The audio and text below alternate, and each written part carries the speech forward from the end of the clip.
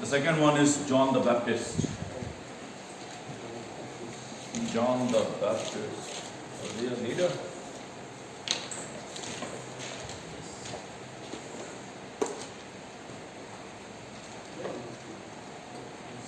What do we learn from John?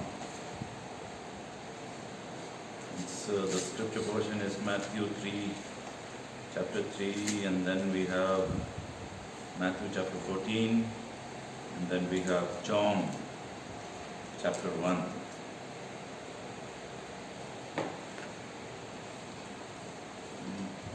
Wonderful. Read the character study. Read the character study, watch the videos on John the Baptist. You know, look at that, what he is saying in Matthew chapter 3.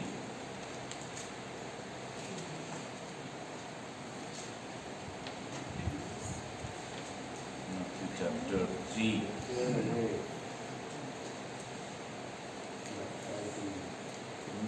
John the Baptist prepares the way. Read, John the Baptist. He was the one who said, he was the one who prepares the way. Prepares the way for whom? For Jesus Christ. A leader is the one who not only prepares for himself but prepares for others. Isn't it? Prepares for others. Others should excel. So that's one thing which we can talk about it. He was born into the time of when apostasy. What do you mean by apostasy? Apostasy? False teaching. You know?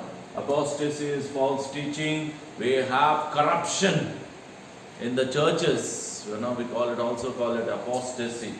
So he was born during a time when the Pharisees and the Sadducees, they were starting commercializing the religion. What do you mean by commercializing the religion? Earning, making Jesus, how I can get from Jesus. Right? And I think we have a problem with today's thing also. Right? What I can get from Jesus. Power, position, everything. Money, everything. Right? That's what we call it as a commercialization of Jesus. And he was very much firm. Even though he comes from where he was living. In the desert. What was he wearing? Verse 4. Matthew 3:4.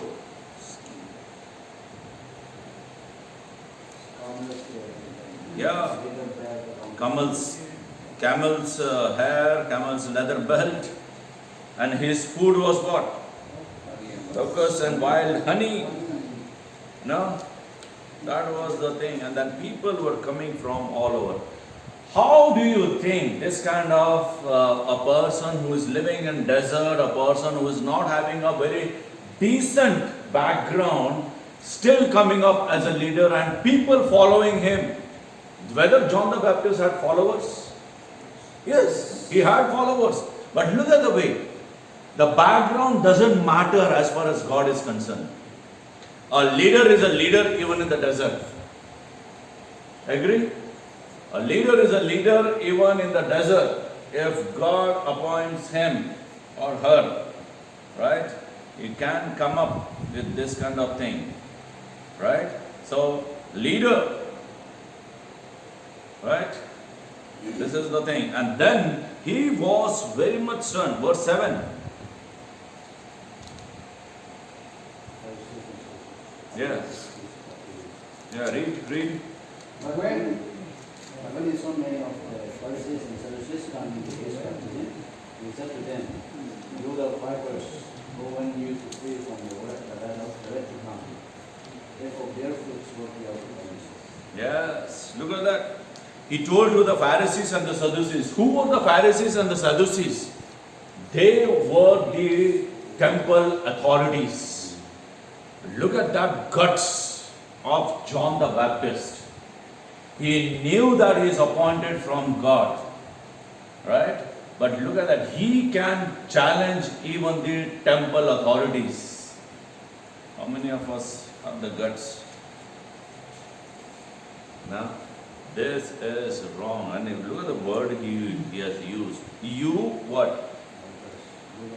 Brood of vipers. You brood of vipers. In Hindi it is saap ke bachcho. Right? Brood of vipers.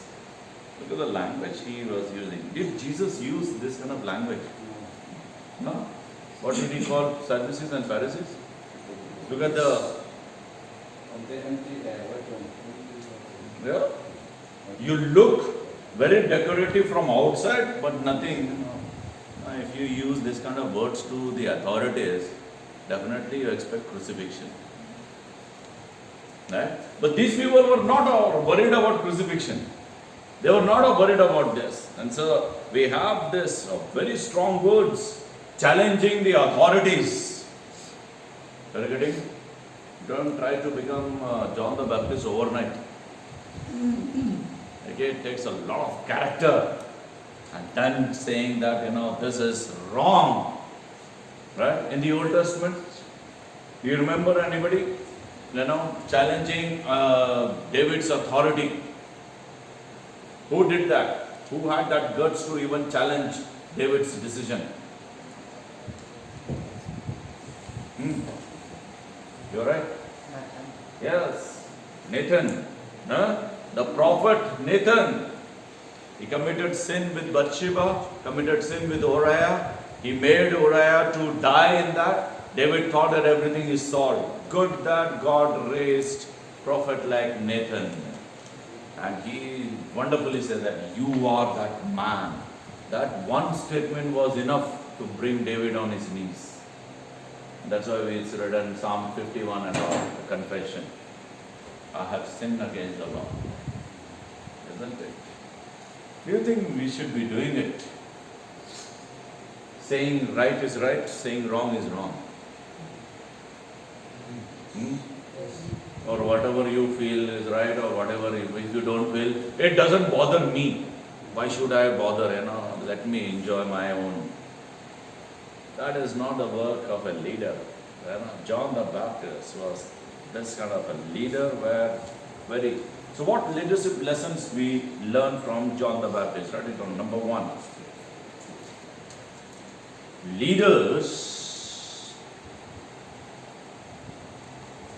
Leaders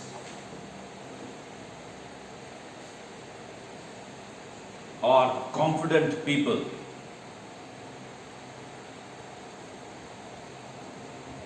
Leaders are confident people.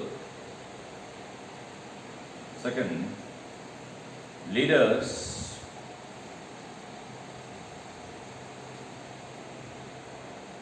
do not think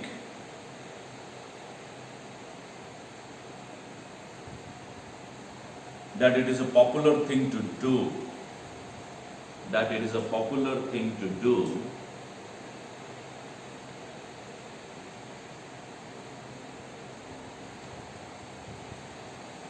But they do what is right. Even though if it is not popular. They do what is right, even though if it's not popular.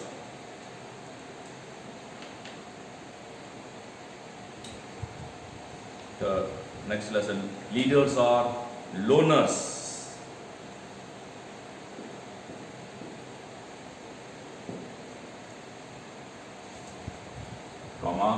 Many times, loners, living alone. Many times, they are left alone.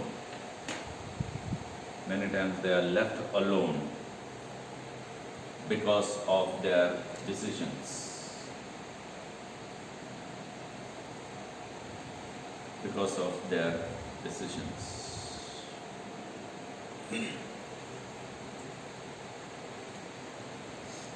Next, leaders are not afraid of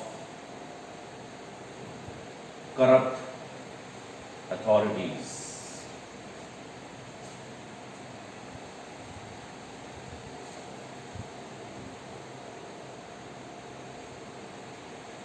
And they call it like it is. And they call it like it is.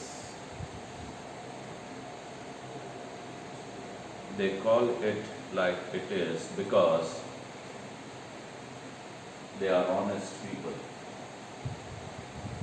They are honest people.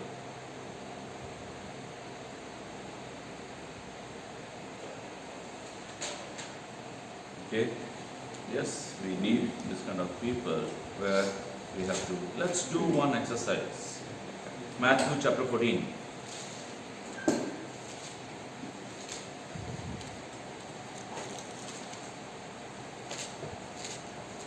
And from verse 1 to verse 12. Look at that. What is the topic there?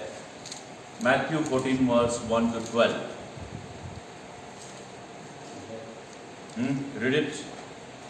At that time, Herod the Tetrarch heard the report about Jesus and said to his servants, "This is John the Baptist, who is risen from the dead, and therefore these powers are at work in him.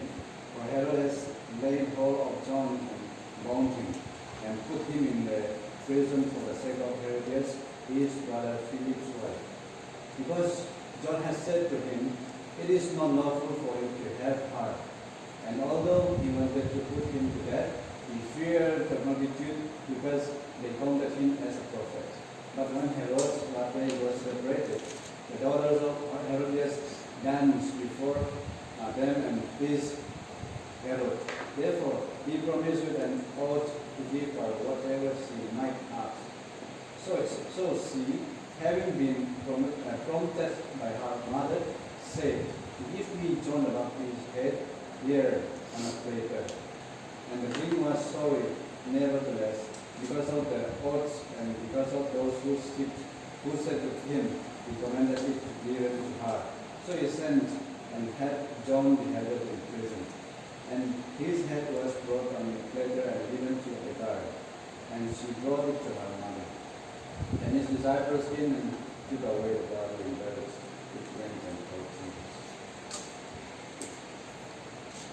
Look at the way John's life ended.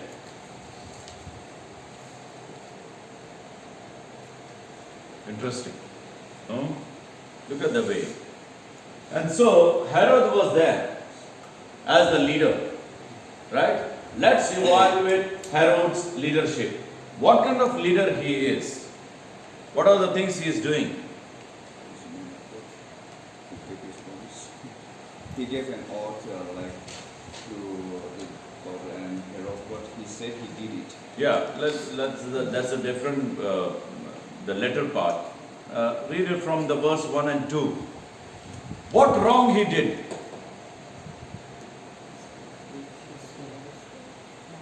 Huh? No wrong? What wrong Herod did?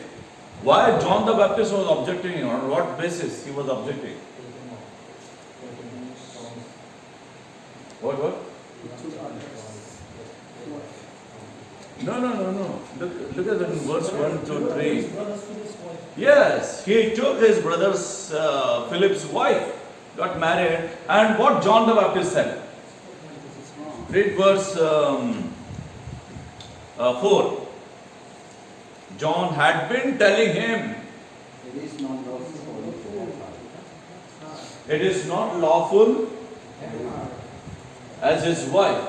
What John the Baptist has to do with the king, getting married with this? Do you think he should be worried about it? Go and mind your own business, man. Go and eat in the desert and why you enjoy your life. Why you are entering into a political arena? Interesting, right? You have a place there, you go and baptize people. Why you want to enter into political things? None of your business. We don't interfere in our neighbor's business also.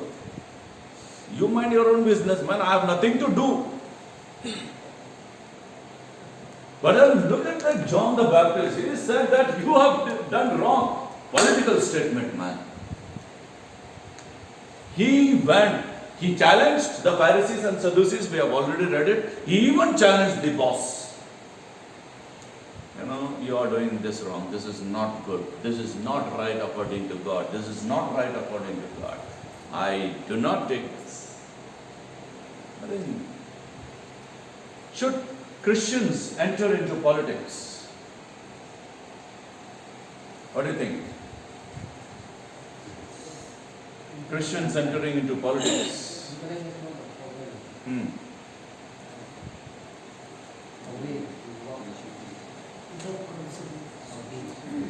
No, should we or should we not? I mean, that you're talking about how to do things and all. We are not talking. First of all, let's settle whether they should enter into politics. Yes. Or politics has nothing to do with us. Let's glorify God with all our hearts and all these things, and then nothing to do with.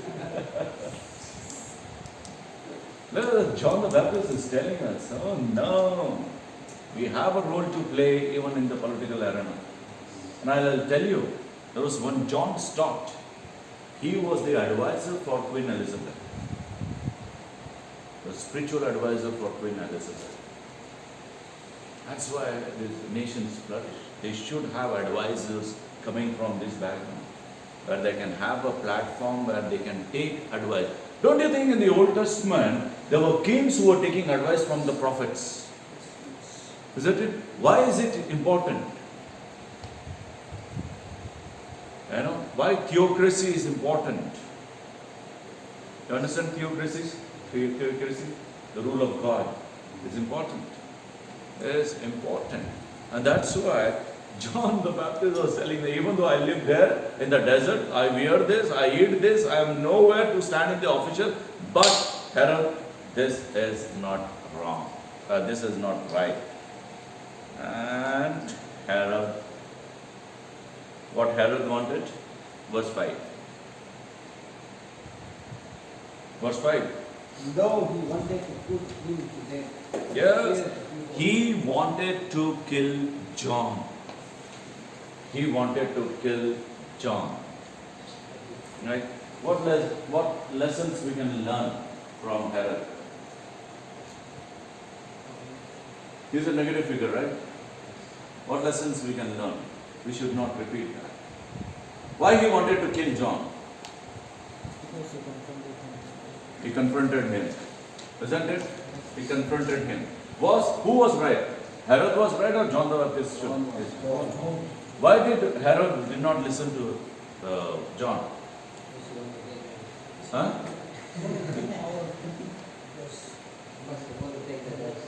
Yeah. Right? See, you are a king, but that doesn't mean that you do whatever you want. You, isn't it, huh?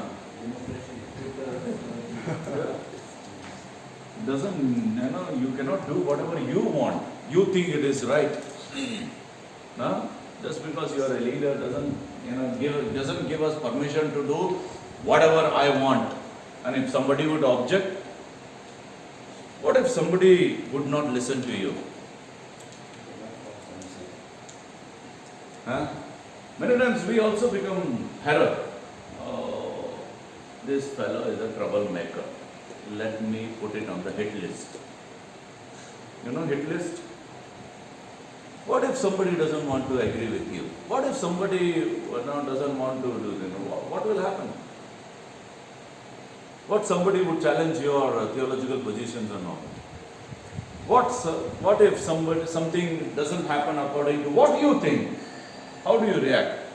React like Herod? Hit list number 1. Do you think that people behave in this way? Something if they see that, this person, for example, this person is not going along with me, number 1, and I'll make sure that his life is spoiled. Herod. Is it the right way of doing things? But we do that. Isn't it? We ourselves, probably do that. But then Herod, even though it's a negative figure, it's a big lesson for us. Even though if people don't agree, people may have arguments and all, don't put them in the hit list. I'll make sure that your life will be spoiled. That is Herod's way of doing things.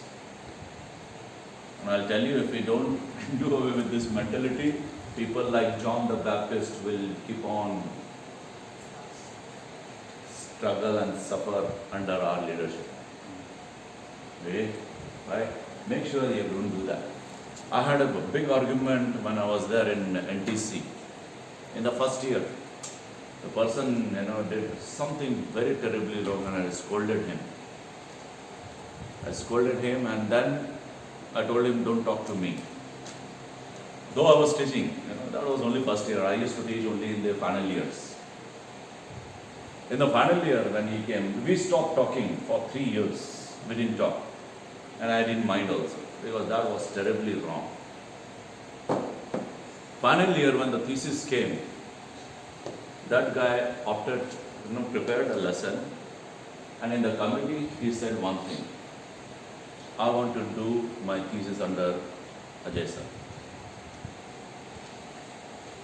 And he said that why is this strange? Because we had 23 faculties. And I said that's my condition. He was a bright student. Then I want to do under him. And the faculty approved it. I was not in the committee. He came to my office in the final year. I said that I want to do thesis under you. Will you allow me? I said, why you want to do thesis? And that's the first time we are talking again. He said that I have seen you in these 3 years. Even though we had arguments, that did not affect my grades. I did not see the revenge coming from you. I want this kind of teacher. I'm not boasting about myself. Don't take it. What I'm trying to tell you is, it is possible that I could have become revengeful. That fellow still wanted, I want to do under me. Did his thesis, published his thesis, and I acknowledge that. Thank you for my mentor. Friends, it is always, I face that temptation to be revengeful, to become like Herod. If somebody doesn't agree, I'll make sure that your life is spoiled. I suffered a lot with this kind of mentality. I knew it, how the student go through this. Okay? I'll tell you very openly in the class. Even though if you don't agree with me or I don't agree with you, I don't give permission with you, let us not declare enmity. I am not your enemy, neither you are my enemy. It is only one argument which we are differing in decision or thinking process. Don't declare enemy, don't declare war. Herod did the same thing. He declared war against. And do you think what happened? What happened with John the Baptist? John, you are not here to spoil your life, friends. We are not here. Even though if I don't give you permission and all these things, not because I don't like you. No, there will be some reason. Trust. Right? But don't declare war. That's a Herod way. Agree, disagree? No? Said something? Okay. Agree? Right? That's a Herod way. Second problem. We were discussing about how to handle jealousy, how to handle bitterness. I think morning itself we read, leaders do not resist to become bitter. Did we write that in the morning? No. Resistance. There will be things where you don't like. But of course, I am not saying, there is always a line. Right? That doesn't mean that you don't call this right or wrong and all those things. No, something is right, something is wrong. Okay? But then, let not that revenge attitude should come. Okay? When we will discuss church politics, then we will come up with this again. we will be discussing about how to handle church politics. Okay? Now, that's one thing. Second thing, what I did? Matthew chapter 12. Read verse 6. 6 and 7. That's important. Are you with me? We are doing... Yes, I say to you that in this place, there is one greater than the temple. No. Which one you are reading? No. 14, sorry. 14, 6 and 7. But when Herod's birthday was celebrated, the daughters of Herodias danced before them and pleased Herod. Therefore he promised with an oath to give her whatever she might ask. What lessons you want to learn from Herod? Especially from verse 7. Excuse me. He promised with an oath to give her whatever she asked. And that girl asked what? Asked what? Cadbury chocolate. She asked John's head. And that was the funeral service. What as a leader you learn from Herod? He gave his word that he said. Was it? He gave his word. You kept his words. His word. Yeah. He promised that. Was it a good promise to keep? I think in that context, since people were gathered, and that was where all the people gathered, the kings from different places, and in those days, oath was a very they are very strict. This once they promise, they cannot break it.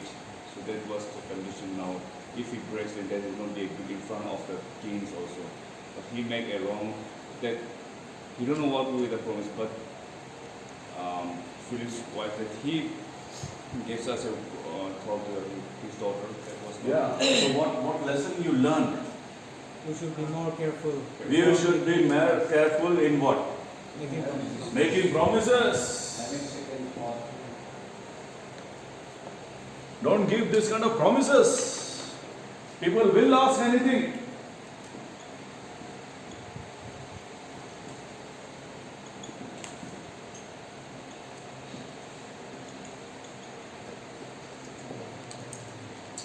I'll tell you one book written by Jeff Goins. Read his videos, watch his videos. Jeff Goins, one of the best young author I have ever read. First one was Malcolm Gladwell, this guy I read it. If you read his, he's a top-selling author again, Jeff Goins. Wonderful. He wrote one book, Real Artists Don't Starve. Real Artists Don't Starve. Agree? Real artists don't starve. S-T-A-R. What do you mean by starving? They don't die hungry. Okay? If you are a real artist, you will always come up with alternatives. That's his book. And he's still saying that, be careful in making promises, and especially over promises. Are you getting? Always give under promise and try to give something more than what you promised. People will be happy. So what's the name? Was that Book name. book name? Yeah, Real Artists Don't Starve. S-T-A-R-V-E. Starving. Okay? Wonderful book. If you want, I can give you.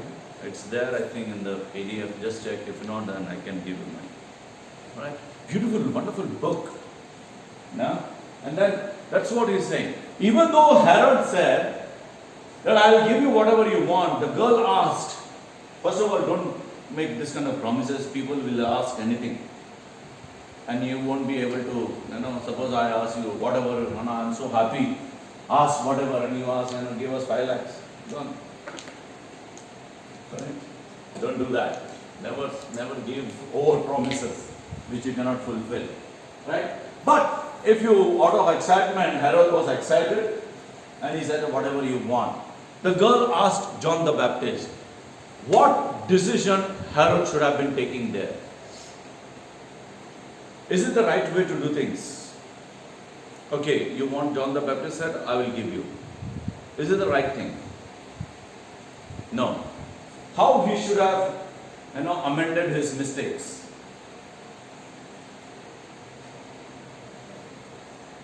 Are you getting? How he will correct his mistakes? The girl asked, I want John the Baptist's head. What he should have done again?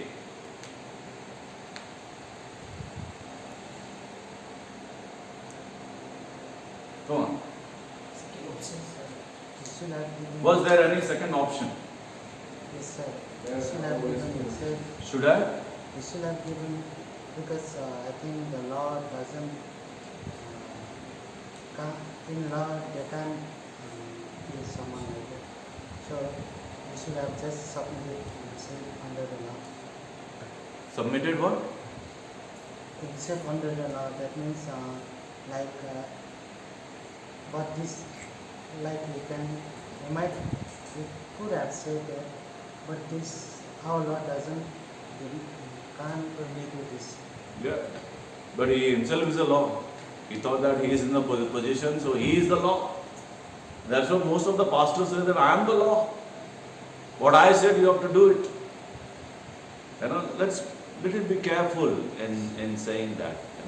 But yes, authority should be used. I am not against it here. When the boss is saying something, you have to follow it. Right? But then, doesn't mean that you are doing whatever you want to do. Any other alternative?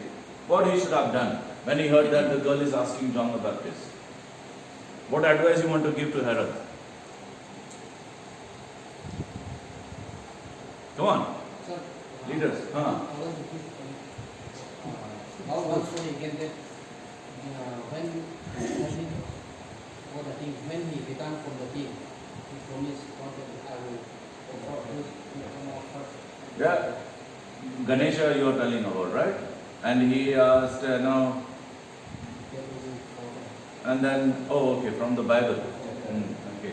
We have in the Hindu mythology also. There was one girl and he promised that I will give you, and then give the head. And suddenly that another fellow came and he has to cut and put the elephant's head. That's why the Ganesha was born. Right? So we also have it in Bible there, right? What to do when you overpromise something and the guy asks and the person asks something which you have never expected? What to do? Don't you think that we should have told that little girl, I am pleased with your dance, but that doesn't, I told you whatever you want, but I thought you are expecting Cadbury chocolate, but you are asking somebody's life, which I will never give you. Don't you think that we should be sensible? What a 15, 16-year girl will do with the head of John the Baptist? He should be thinking that. So he could have told that, but public disapprove. Once he gave an oath as a king. That doesn't mean, that's what I'm saying, be careful with the oath. And second thing, Yes.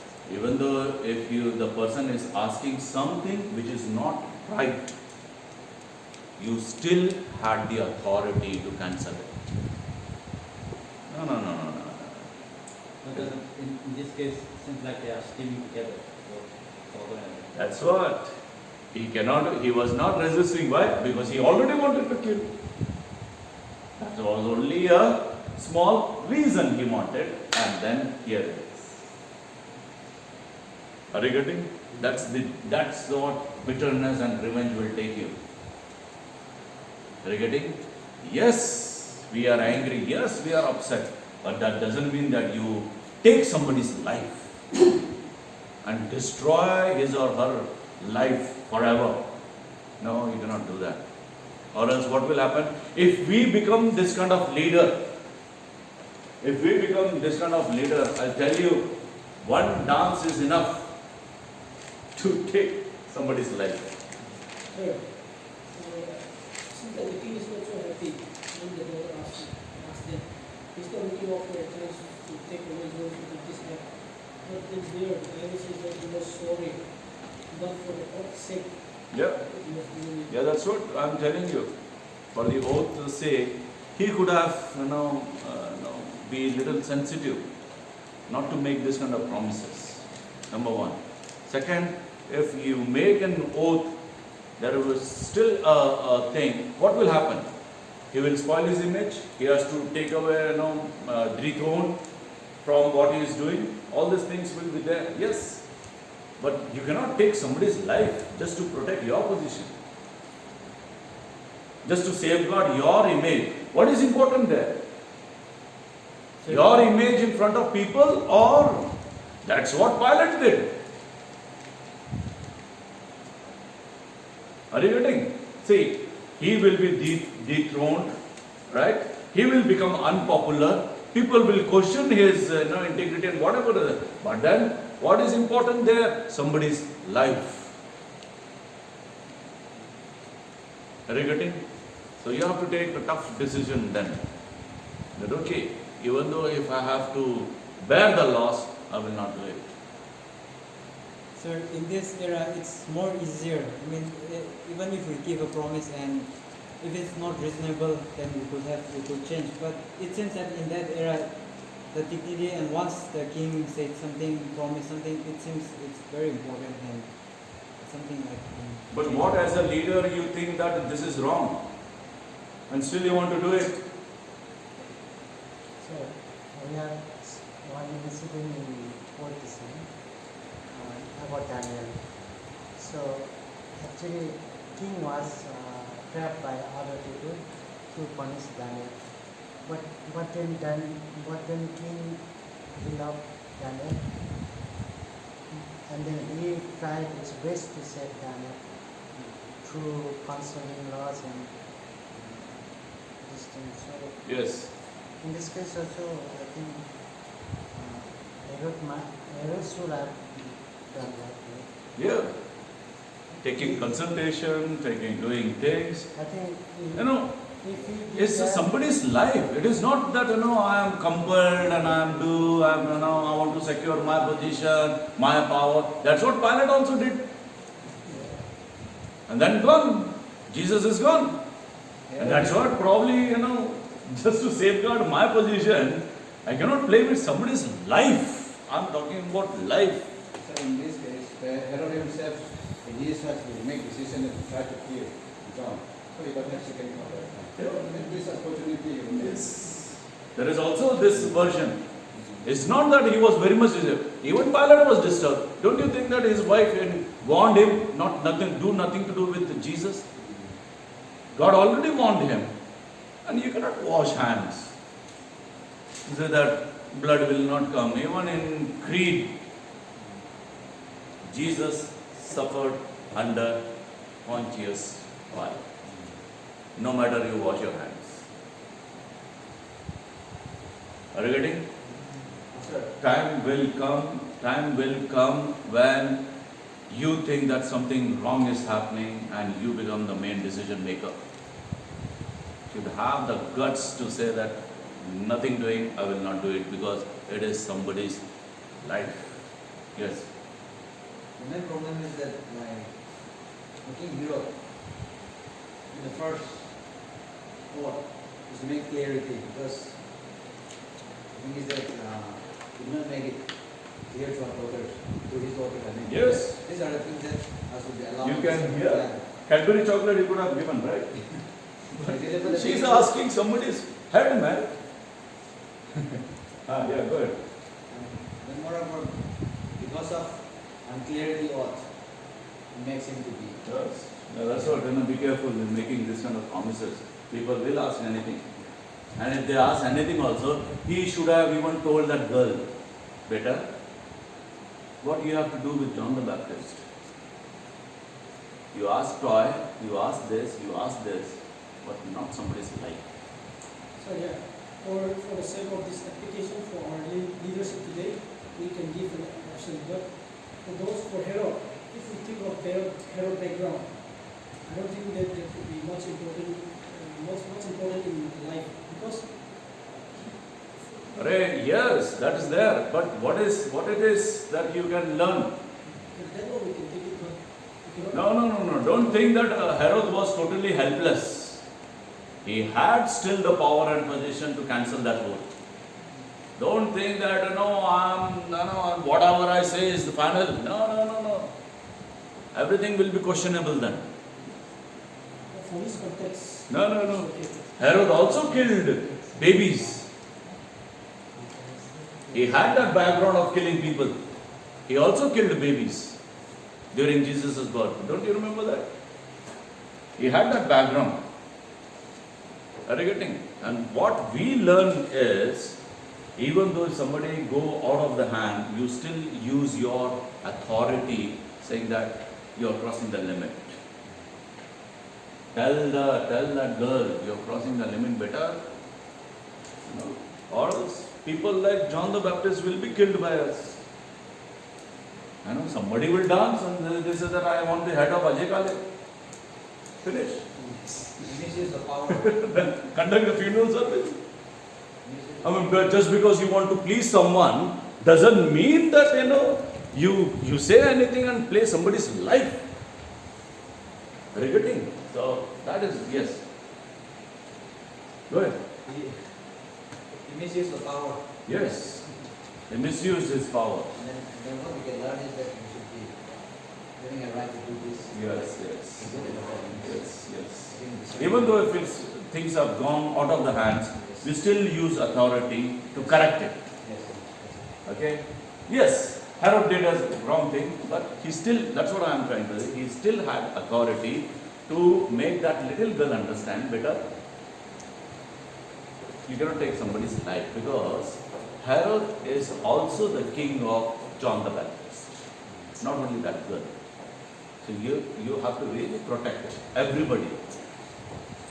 Are you getting it? John was also under king. So he has to take an important decision, not somebody's life. Just because you dance and I like your dance. What man? That's dangerous. That kind of leadership is really dangerous. And so, but for them, they were doing for Herod even today. Those who do not believe, they do not take importance in somebody's life. Yes. Missionary or somebody's life. That's what the gospel is important. We respect life. But See, even though if you have enemy also, yeah, good. yeah, I mean.